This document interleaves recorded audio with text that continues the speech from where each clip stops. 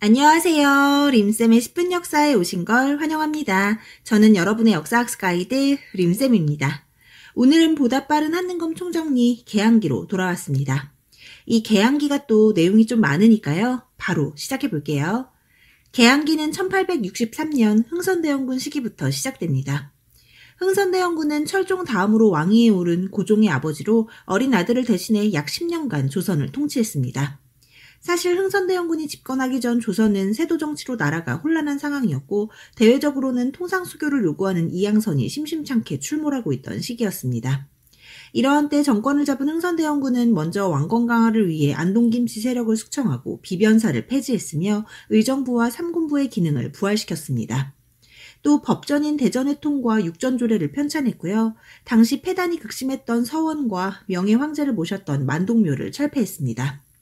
그리고 백성들을 괴롭히던 삼정의 문란을 바로잡기 위해 양전사업을 실시하고 호포제를 실시해 양반들에게도 포를 부과했으며 사창제를 통해 곡식대여를 민간자치로 돌렸습니다. 이렇게 개혁정치를 펼친 흥선대원군은 집권 초 민심을 얻었지만 이후 경복궁 중건으로 백성들의 불만을 샀습니다. 이때 대원군은 양반들에게 기부금 명목의 원납전을 징수했고 고액 화폐인 당백전을 발행해 물가가 폭등했으며 백성들에게는 많은 부역을 요구했습니다. 한편 대외정치에서는 통상수교 거부 정책을 실시했는데요. 이때 일어난 사건들은 순서가 중요합니다. 먼저 병인년에는 대원군이 천주교를 탄압한 병인박해가 일어났고요. 같은 해 평양에서는 박규수의 주도로 미국 상선인 제너럴 셔모노가 침몰했습니다. 그리고 결국 병인박해를 구실로 프랑스가 강화도를 침략한 병인양요가 일어났는데요. 이때는 양원수와 한성근 부대가 각각 정족산성과 문수산성에서 필사적으로 저항했습니다. 이에 결국 프랑스가 물러났지만 돌아가며 외교장각 도서와 많은 문화재를 약탈해갔고요. 한편에서는 독일인 오페르트가 흥선대원군의 아버지인 남영군 묘의 도구를 시도했습니다. 그리고 이후 제너럴 셔모노 사건을 구실로 미국이 강화도를 침략한 신미양요가 일어났는데요. 이때 광성보에서 어제연이 힘겹게 항전했고요. 결국 미국은 철수했지만 철수 과정에서 어제연의 수자기를 약탈해갔습니다. 정말 이 시기에 서양 열강들의 비신사적인 태도는 받아들여주기가 힘들었는데요. 결국 흥선대원군은 전국에 척합의를 세우고 통상수교 거부 정책을 강화했습니다. 하지만 이러한 흥선대원군의 정치는 10년 만에 막을 내렸고요. 이때 최익현이 흥선대원군의 하야를 촉구하는 상소를 올리기도 했습니다. 한편 조선의 문을 걸어잠근 약 10년 동안 옆나라 일본에서는 빠른 근대화가 이루어졌고요. 국내에서도 박규수와 유홍기, 오경석 등을 중심으로 통상 개화론이 대두됐습니다. 이 중 박규수는 북학파 실학자인 박지원의 손자고요. 오경석은 해국도지와 영환지략이라는 서양의 책을 소개한 인물입니다. 그리고 이렇게 개화를 주장한 이들의 목소리는 흥선대원군이 물러난 뒤 힘을 얻었고 마침내 1876년 조선은 일본과의 강화도 조약을 통해 문호를 개방했습니다. 중요합니다. 이러한 강화도 조약은 운요 사건이 계기가 됐고요. 조선이 외국과 맺은 최초의 근대적 조약이자 불평등 조약이었습니다. 이때 일본은 조선이 자주국임을 강조해 조선에서의 청해 영향력을 부정했고요. 부산과 원산, 인천 등 3개의 항구를 열게 했습니다. 또 해안 측량권과 영사재판권을 명시했는데요. 이는 명백한 불평등 조약이었습니다. 거기에 강화도 조약의 부속 조약인 조일무역규칙에 따르면 무관세, 무항세, 양곡의 무제한 유출까지 허용했고요. 조일수호 조규 부록에서는 개항장 내에서의 일본 화폐 사용을 허용하고 일본 상인의 활동 범위를 개항장에서부터 심리까지로 제한했습니다. 한편 강화도 조약으로 문이 열린 조선은 서양 열강들과도 수교를 맺었는데요. 이 중 가장 먼저 미국과 맺은 조미수호 통상조약은 김홍집이 일본에서 들여온 조선 책략과 관계가 있습니다. 조선 책략에는 조선이 러시아를 견제하기 위해 중국과 일본, 미국과 이어져야 한다고 명시돼 있습니다. 이에 맺게 된 조미수호 통상조약에는 일종의 동맹국을 약속한 거중조정조약이 포함돼 있고 관세도 설정돼 있었지만 이 역시 치해법권과 최애국 대우를 보장한 불평등 조약이었습니다. 한편 조선 내부에서는 갑자기 날아든 개화의 바람에 개화파와 개화에 반대한 위정척사파의 갈등이 빚어졌습니다. 이 중 개화파는 개화정책의 총괄기구인 통리기무하문과 신식군대인 별기군을 창설했고요. 외국 사절단으로 청해는 영선사를, 일본에는 수신사와 조사시찰단을, 그리고 미국에는 보빙사를 파견했습니다. 이러한 개화파는 다시 온건파와 급진파로 나눌 수 있는데요. 이 중 김홍집 중심의 온건개화파는 청해 양무운동을 쫓아 점진적인 개혁을 추구했고요. 동양의 도와 서양의 기술을 접목하자는 동도서기를 주장했습니다. 반대로 김옥균 중심의 급진개화파는 일본의 메이지 유신을 롤모델로 급진적인 개혁을 추구했으며 문명개화론을 강조했습니다. 그리고 개화에 아예 반대한 위정척사파는 성리학적 전통질서의 수호와 외세배격을 주장했는데요. 특히 1860년대에는 서양과의 통상을 반대한 기정진과 이양로가 대표적이고요. 1870년대에는 외양일치론을 내세워 강화도 조약에 반대한 최익현이 있습니다. 또 1880년대에는 조선 책략의 유포와 정부의 개화 정책에 반발해 이만손을 중심으로 영남 만인소 사건이 일어났는데요. 하지만 이들의 노력은 모두 실패했고 이후 위정척사파는 항일 의병운동으로 계승됐습니다. 한편 1882년엔 개화를 둘러싼 갈등이 폭발하며 이모군란이 일어났는데요. 중요합니다. 이모군란은 별기군과의 차별에 구식군인들이 일으킨 난으로 이때 구식군인들은 13개월 만에 모래와 겨가 잔뜩 든 쌀을 급료로 받자 더 이상 참지 못하고 봉기를 일으켰습니다. 이때 구식군인들은 일본 공사관을 습격하고 궁궐을 장악해 별기군의 일본인 교관과 민씨일파를 살해한 뒤 흥선대원군을 재집권시켰습니다. 하지만 이때 명성황후가 청에 도움을 요청했고 결국 이모곤란은 청에 의해 진압됐으며 흥선대원군은 납치됐습니다. 그리고 청은 진압의 대가로 조선의 군대를 주둔시키고 고문으로 독일인 멜렌도르프를 파견해 내정 간섭을 강화했으며 조청상민 수륙 무역장정을 체결해 치해법권과 청상인의 내륙 진출을 허용했습니다. 또 일본과는 재물포조약을 맺어 일본에 막대한 배상금을 지불했고요. 일본군의 서울 주둔을 허용해줬습니다. 거기에 조일수호 조규 속약을 맺어 일본 상인의 활동 범위를 50리로 늘려줬고 2년 뒤에는 100리로 늘리기로 약속했는데요. 이는 청상인들처럼 일본 상인들의 내륙 진출을 허용해 준 것이었습니다. 한편 이모군란 이후 청의 내정 간섭으로 개화 정책이 지연되자 급진개화파의 불만이 높아지고 있었는데요. 때마침 청과 프랑스의 전쟁 때문에 청이 조선에 주둔한 군대의 반을 철수하자 급진개화파들은 이를 틈타 일본을 등에 업고 정변을 일으켰습니다. 이것이 바로 1884년에 일어난 갑신정변인데요. 중요합니다. 갑신정변은 우정총국 개국 축하연 자리에서 시작됐으며 이때 궁궐을 장악한 김옥균과 박영효, 서강범, 서재필 등은 14개조 개혁안을 발표해 청에 잡혀간 흥선대원군을 돌아오게 할 것과 청의 4대 청산, 신분제 폐지, 토지세 개혁, 재정의 호조 일원화 등을 주장했습니다. 하지만 이러한 갑신정변은 결국 3일 천하로 끝나고 마는데요. 명성황후가 또다시 청의 도움을 요청했기 때문입니다. 결국 청의 진압으로 갑신정변은 실패했고요. 이로 인해 청의 내정 간섭은 더욱 심화됐습니다.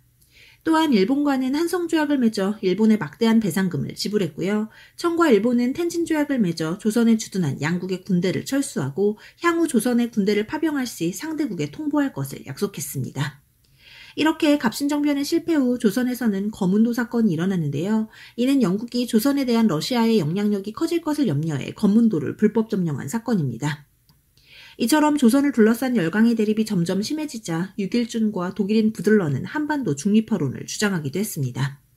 한편 개항의 여파로 농민들의 삶은 더욱 어려워졌고요. 특히 양곡의 무제한 유출로 쌀값이 폭등해 농민들의 불만이 거세지자 일부 지방간들은 곡물의 유출을 금지하는 반곡령을 선포했습니다. 하지만 이때도 일본은 말도 안 되는 억지를 부리며 되려 피해 보상을 요구했는데요. 결국 이러한 상황에 분노한 농민들이 1894년 봉기를 일으키니 이것이 바로 동학농민운동입니다. 완전 중요합니다. 이 동학농민운동은 교조 최재 후의 명예회복을 요구한 교조신원운동으로부터 출발했는데요. 이후 반봉건과 반외세를 주장한 동학농민운동은 두 차례에 걸쳐 일어났습니다. 이 중 1차 봉기는 고부에서 시작됐고요. 고부군수 조병갑의 횡포에 전봉준을 중심으로 일어났습니다. 하지만 고부농민봉기의 수습을 위해 정부에서 파견된 안핵사 이용태는 오히려 전봉준과 농민들을 체포하려고 했는데요. 이에 전봉준은 백산으로 이동해 김계남과 함께 나라를 돕고 백성을 편안하게 한다는 보국안민을 구호로 백산봉기를 일으켰습니다. 그리고 마침내 황토현 전투와 황룡촌 전투에서 광군을 물리치고 급기야 전주성까지 점령했는데요. 이를 막을 수 없었던 정부는 또다시 청에 원군을 요청했습니다. 자신의 백성들을 진압하기 위해 외국의 군대를 요청하다니 정말 너무나 화가 나는 대목인데요. 하지만 결국 청의 군대가 조선에 들어왔고 텐진조약에 의해 일본군까지 조선에 들어왔습니다. 이렇게 양국의 군대가 우리나라에서 대립하는 일촉즉발의 상황이 되자 조선 정부는 그제서야 농민군과의 합의점을 찾고자 했고요. 농민군은 정부와 전주화약을 맺고 자진해산했습니다. 이때 전주화약의 조건은 청일 양군의 철수와 패정개혁안의 실시로 패정개혁안에는 탐관오리의 징계와 신분제 폐지, 토지의 균등분배, 과부의 재가 허용 등의 내용이 담겨 있습니다. 또 동학농민군은 전라도 일대에 자치적인 개혁기구인 집강소를 설치했고요. 정부 역시 개혁기구인 교정청을 설치하고 청일 양국에 군대 해산을 요청했습니다. 하지만 일본이 이를 거부하고 경복궁을 점령해 청일전쟁을 일으키자 이에 해산했던 동학농민군이 일본군 타도를 걸고 다시금 봉기했는데요. 이것이 바로 동학농민군의 2차 봉기입니다. 하지만 논산에서 집결한 남북접 연합의 처절한 싸움은 결국 공주 우금치 전투에서의 패배로 실패했고요. 보다 나은 사회를 위해 죽창을 들고 일어섰던 농민들의 꿈은 안타깝게도 좌절됐습니다. 한편 경복궁을 점령한 일본은 조선의 내정개혁을 강요했고 이때 두 차례의 가보개혁이 이루어졌습니다. 중요합니다. 이 중 김홍집이 중심이 된 1차 가보개혁 땐 궁극기무처의 설치와 의정부 파라문 체제, 국내부 설치, 조세의 급납화, 은본위제, 탁지하문 중심의 재정의 일원화 등이 이루어졌고요. 무엇보다 신분제가 폐지됐습니다. 중요합니다. 또 과거제도 폐지됐으며 과부의 재가를 허용해주기도 했는데요. 이러한 신분제 폐지와 과부의 재가 허용은 동학농민운동의 목소리를 반영한 겁니다.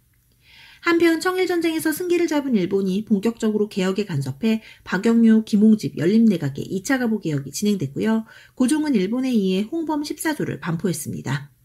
이러한 홍범 14조에는 청에 대한 사대 청산과 왕실의 정치 개입 해제, 내각 7부 체제, 지방의 23부 분할, 재판소 설치 등의 내용이 포함되어 있고요. 교육입국 조서를 통해 한성사범학교와 외국어학교, 소학교 등의 관제를 마련했습니다. 그리고 마침내 일본이 청일전쟁에서 승리하자 청은 일본의 요구대로 조선에서 손을 뗐고요.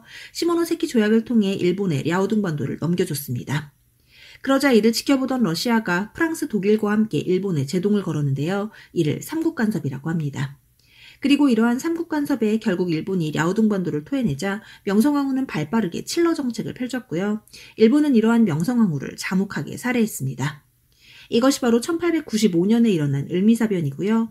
을미사변 이후 다시 친일내각을 구성한 일본은 을미개혁을 통해 단발령과 태양력의 사용, 종두법 실시, 건양이라는 연호 사용, 근대적 우편사무 실시 등을 추진했습니다. 하지만 이러한 을미개혁은 고종의 아간파천으로 중단됐는데요. 아간파천이란 고종이 자신의 신변 보호를 위해 러시아 공사관으로 피신한 사건입니다. 이러한 아간파천으로 일본의 질주에 브레이크가 걸리긴 했지만 자주국으로서의 조선의 위상은 땅으로 떨어졌고 열강들의 이권 침탈은 극에 달했습니다.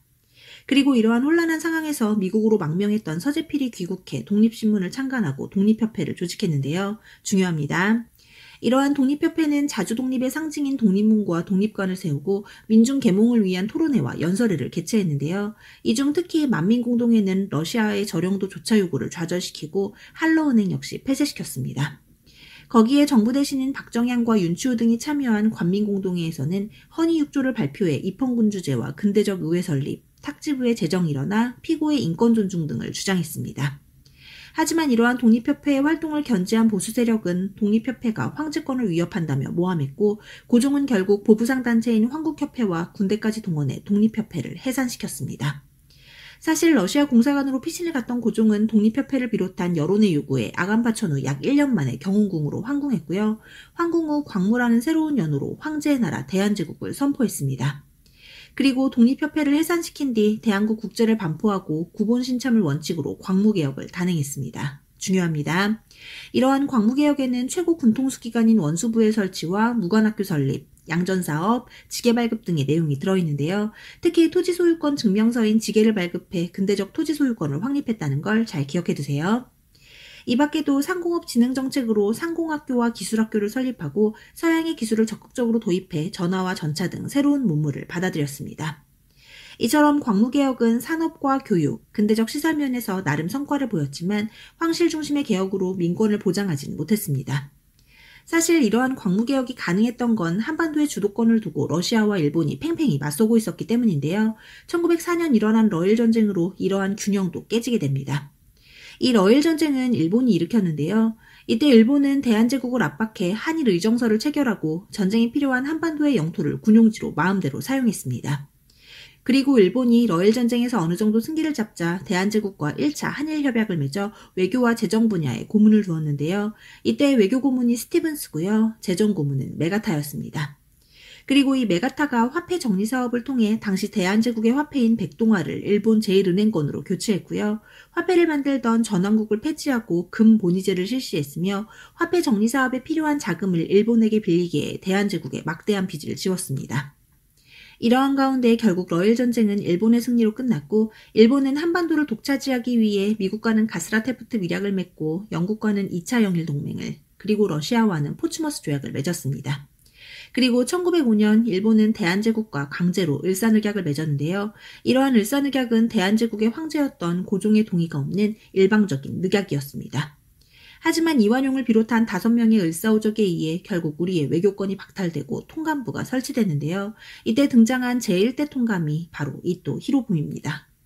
한편 이러한 을사늑약에 반대해 전국에서 을사의병이 일어났고요. 이때 을사의병을 주도한 건 최익현과 민종식 등 양반 유생들이었으며 신돌석이라는 평민 의병장도 활약했습니다. 또 장지연은 황성신문에 이날을 목놓아 통곡한다는 시일야 방성대곡을 게재하고 민영화는 자결했습니다. 그리고 고종은 을사늑약의 부당함을 알리기 위해 1907년 네덜란드 헤이그에서 열리는 만국평화회의에 특사를 파견했는데요. 이때 파견된 특사로는 이상설과 이준, 이휘종이 있습니다. 하지만 이러한 헤이그 특사는 실패했고 이로 인해 고종은 강제퇴위를 당했습니다. 그리고 일본은 1907년 우리와 한일 신협약을 체결했는데요. 이를 정미 7조약이라고 부릅니다. 이때 일본은 대한제국의 행정부를 장악해 행정부 각부 차관에 일본인을 두었고요. 대한제국의 군대를 해산시켰습니다. 그리고 1909년 기후각서를 통해 사법권을 박탈하고 이후 1910년 6월 경찰권까지 빼앗았습니다. 그리고 마침내 1910년 8월 29일 이완용과 통감인 데라우치 사이에서 한일 병합조약이 체결됐고요. 우리는 결국 일본에게 국권을 빼앗겼습니다. 이것이 바로 경술련에 일어난 국가의 지옥, 경술국치인데요. 정말 안타까운 역사가 아닐 수 없죠. 하지만 우리 민족은 이에 맞서 국권 수호를 위해 노력했는데요. 이러한 저항에는 먼저 항일의병이 있습니다. 항일의병은 을미사병과 단발령의 반발로 일어난 을미의병과 을사늑약에 반대했던 을사의병, 군대 해산 이후 군인들까지 합세한 정미의병까지 점차 규모가 커지고 조직력을 갖춰 항일 의병전쟁으로 발전했습니다. 그리고 이러한 의병은 이인영을 총대장으로 13도 창의군을 결성해 서울 진공작전을 펼쳤지만 실패했고요. 의병들의 투쟁은 호남의병으로 이어졌지만 결국 일제의 토벌에 국내의 의병 활동이 크게 위축됐습니다. 하지만 이들의 활동은 이후 국외 무장 독립운동으로 이어지게 되죠. 한편 또 다른 저항으로는 의거 활동이 있는데요. 먼저 나철과 오기호가 을사오적의 처단을 위해 자신의라는 오적 암살단을 조직해 활동했고요. 이재명은 최악의 매국노 이완용의 암살을 시도했지만 실패했습니다. 그리고 1908년엔 전명훈과 장인환이 샌프란시스코에서 대한제국의 외교고문인 스티븐스를 사살했고요. 안중근은 1909년 하얼빈에서 일대 통감이었던 이토 히로부미를 사살했습니다. 한편 국내에서는 지식인들을 중심으로 한 애국개몽운동이 이어졌는데요. 이러한 애국개몽운동 단체에는 보안회와 헌정연구회, 대한자강회, 신민회가 있습니다. 이 중 보안회는 러일전쟁 중 일제가 우리나라의 황무지 개강권을 요구한 데 있어서 반대운동을 전개해 성공한 단체고요. 대한자강회는 고종의 강제퇴위에 반대하다 결국 강제해산을 당했습니다. 그리고 비밀결사 조직인 신민회, 너무 중요합니다. 신민회는 안창호와 이승훈, 양기탁 등이 중심이 되어 조직됐으며 공화정을 주장하고 대성학교와 오산학교를 설립했습니다. 또 민족산업의 육성을 위해 자기회사와 태극서관을 운영했으며 무장 독립투쟁을 위해 남만주 삼원보에 신흥강습소 등 독립운동 기지를 건설했습니다. 잘 기억해두세요. 다음은 언론과 국학 그리고 경제 분야인데요. 먼저 언론에서는 신민회 회원인 양기탁과 영국인 베델이 함께 창간한 대한매일신보의 항일 언론 활동을 기억해 주시고요. 역사 분야에서는 독사실론을 통해 주체적인 역사의식을 강조한 신채호를 기억해 주세요. 또 국어 분야에서는 주시경과 지석영이 국문연구소를 설치해 활동했고요. 마지막으로 경제적 구국운동으로 국채보상운동이 있는데요. 중요합니다. 국채보상운동은 국민의힘으로 국가의 빚을 갚자는 운동으로 1907년 대구에서 시작됐으며 대한매일신보의 후원으로 전국적으로 확산됐지만 통감부의 방해로 결국 실패했습니다. 이렇게 우리의 국권수호 운동은 성공을 거두지 못했지만 그럼에도 불구하고 우리 민족이 일제에 맞서 각자의 자리에서 최선을 다했다는 사실을 꼭 기억해 주셨으면 좋겠습니다. 자, 이렇게 개항기의 전체적인 내용을 정리해봤으니 지금부터는 개항기 문화로 넘어가 볼게요. 조선은 개항 이후 서양의 근대 문물을 적극적으로 받아들이고 새로운 근대 시설을 많이 도입했습니다. 이 중 제일 먼저 소개해드릴 시설은 방문국인데요. 방문국은 문자를 박는 곳, 즉 인쇄 출판을 담당한 일종의 인쇄소입니다. 이러한 방문국에서는 우리나라 최초의 신문인 한성순보가 발행됐습니다. 그리고 기기창. 이 기기창은 최초의 근대 무기 공장으로 청에 파견됐었던 영선사의 영향을 받아 만들어졌고요. 화폐를 발행하는 전환국 역시 새롭게 도입됐습니다. 근데 이 전환국이 나중에 메가타의 화폐 정리 사업 때 폐지됩니다. 지금 제가 소개해드린 방문국과 기기창, 전환국은 모두 같은 해인 1883년에 만들어졌습니다. 세트로 잘 기억해두세요. 그리고 새로운 통신시설로는 최초의 우체국인 우정총국을 기억해주세요. 이 계양기 문화파트에서는 최초가 들어가는 것들이 중요합니다. 근데 이 우정총국 이름이 낯설지가 않죠? 맞아요. 갑신정변. 갑신정변이 바로 이 우정총국의 개국 축하연 자리를 기점으로 일어났었죠. 그리고 이듬해인 1885년엔 한성과 제물포를 잇는 전신이 개통됐고요. 1898년엔 경운궁을 시작으로 전화가 설치됐습니다. 한편 1887년엔 경복궁에 최초로 전기가 들어왔고요. 1898년엔 한성전기회사가 설립됐습니다. 또 이 시기 서양의학에 대한 관심이 높아지면서 최초의 근대식 병원인 광해원이 설립됐습니다. 이 광해원도 갑신정변과 관련이 있는데요. 갑신정변 때 다쳤던 민영익을 치료해준 선교사 알렌의 요청으로 들어선 병원이 바로 광해원입니다. 이러한 광해원은 이후 제중원으로 이름이 바뀌었습니다. 그리고 의학 분야에서 이 시기 지서경이 우두신설이란 책을 저술해 종두법을 실시했다는 것도 같이 알아두세요. 다음은 교통시설의 변화인데요. 먼저 대한제국 때 고종이 도입한 새로운 교통시설로 전차가 있었죠. 1899년 서대문과 청량리를 잇는 최초의 전차, 잘 기억해 두시고요. 철도에서는 경인선과 경부선, 경의선이 설치됐습니다. 이는 모두 철도 부설권을 가지고 있었던 일본의 주도로 이루어졌는데요. 이 중 경인선은 1899년에, 경부선과 경의선은 러일전쟁과 그 이후에 만들어졌습니다. 이렇게 일본이 철도를 건설한 건 전쟁 물자를 효율적으로 실어 나르기 위함이었습니다. 즉 철도는 침략과 수탈의 목적이었지 절대로 우리나라의 근대화를 위함이 아니었던 겁니다. 한편 이 시기 건축에서도 서양식 건물이 등장했는데요. 대표적으로 명동성당과 덕수궁 석조전이 있습니다. 특히 이 석조전은 궁궐 중에서는 최초로 지은 서양식 건물이었습니다. 다음은 교육인데요. 개항 이후 근대 교육에 대한 관심이 높아지면서 최초의 근대식 학교로 원산학사가 설립됐습니다. 중요합니다. 이 원산학사는 개항장이었던 원산에 만들어진 사립학교입니다. 이렇게 근대식 사립학교가 등장하자 정부에서도 근대식 관립학교인 동문학과 유경공원을 만들었습니다. 이 중 동문학은 통역관 양성을 위한 학교였고요. 유경공원에서는 헐버트 등의 미국인 교사를 초빙해 영어와 각종 서양 학문을 가르쳤습니다. 그리고 가보개혁과 광무개혁을 거치면서 많은 관립학교가 세워졌는데요. 특히 2차 가보개혁 때 교육이 국조서가 반포된 후 한성사범학교와 외국어학교가 설립됐다는 거 중요합니다. 이 밖에도 개신교 선교사들이 세운 근대식 사립학교로 배재학당과 이화학당이 있고요. 이 중 이화학당은 우리나라 최초의 여학교였습니다. 자, 이렇게 교육 파트를 정리해봤고요. 다음 언론으로 넘어가 볼게요. 먼저 우리나라 최초의 신문인 한성순보를 기억해주세요. 한성순보는 방문국에서 발행한 순한문 신문입니다. 그런데 이 한성순보가 갑신정변을 기점으로 발행이 중단됐고요. 이에 국한문 혼용체로 주간신문인 한성주보가 발행됐습니다. 이 한성주보에서는 최초로 상업광고가 게재됐다는 걸 좀 기억해주세요. 그리고 독립협회 때 등장했던 독립신문은 최초의 민간신문이었고요. 서재필이 민중 계몽을 위해 창간했으며 순 한글판과 영문판으로 간행됐습니다. 또 서민층과 부녀자들에게 인기가 있었던 제국신문도 순한글 신문이었고요. 지식인들을 대상으로 간행됐던 국한문 혼용체의 황성신문. 이 황성신문은 을사늑약 때 장지연의 시일야 방성대곡이 실렸던 신문이죠. 그리고 대한매일신보. 양기탁과 배대리 함께 창간한 대한매일신보는 일제에 대한 비판적인 기사를 많이 실었을 뿐 아니라 국제부상운동을 적극적으로 후원했던 대표적인 항일언론 단체였습니다. 중요하니까 잘 기억해두세요. 하지만 이렇게 활발했던 언론활동도 일본이 1907년에 만든 신문지법에 의해 탄압을 받았습니다. 한편 이 시기 문학과 예술 분야에서도 새로운 변화가 나타났습니다. 이 중 문학에서는 신소설이 등장했고요. 대표적인 작품으로는 혈의 누, 은색의 금수회의록 등이 있습니다. 또 해에게서 소년에게처럼 정영시의 틀을 벗어난 신체시도 발표됐고요. 서양식 극장도 세워졌습니다. 이때 만들어진 최초의 서양식 극장은 원각사고요. 이 원각사에서 신소설인 은세계가 연극으로 공연됐습니다. 그리고 이 시기 종교활동도 활발하게 이어졌는데요.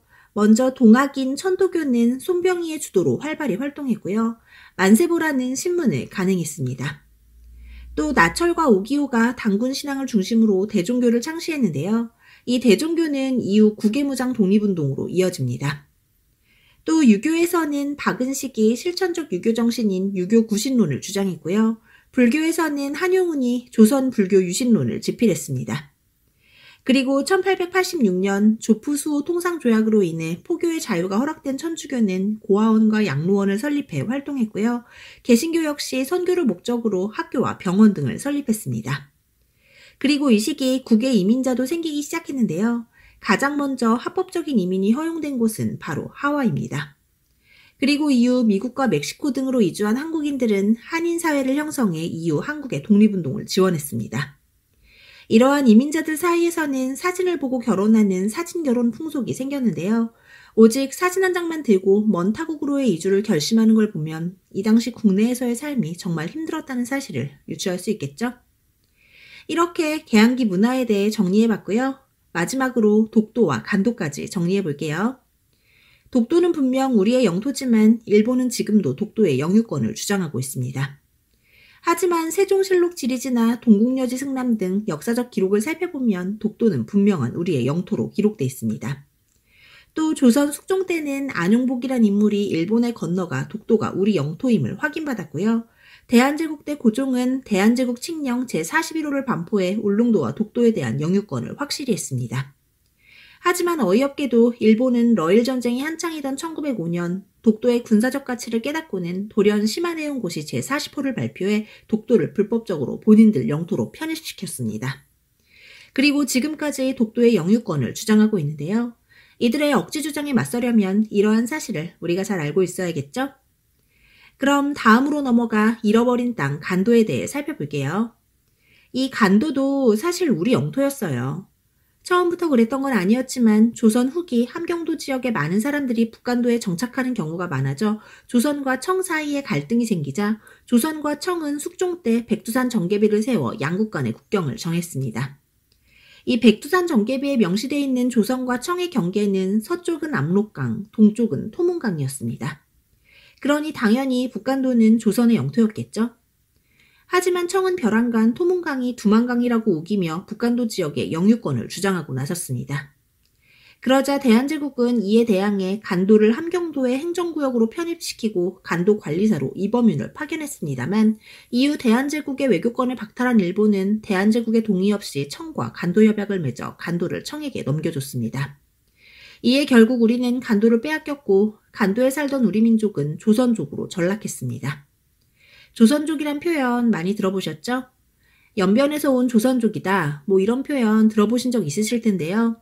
그 연변이 바로 이 북간도 지역입니다. 이처럼 안타깝게 뺏겨버린 땅 간도, 그 역사적 사실을 우리가 기억할 필요가 있겠죠? 오늘은 개항기 전체의 내용을 같이 한번 살펴봤는데요. 오늘 준비한 내용 여기까지입니다. 개항기 많이들 어려워하시는데요. 이 영상 반복 시청하시면서 흐름에 따라 주요 사건들을 정리하시면 분명 좋은 결과 있을 겁니다. 그럼 오늘도 정말 고생 많으셨고요. 구독과 좋아요는 언제나 감사드립니다. 그럼 안녕, 뿅!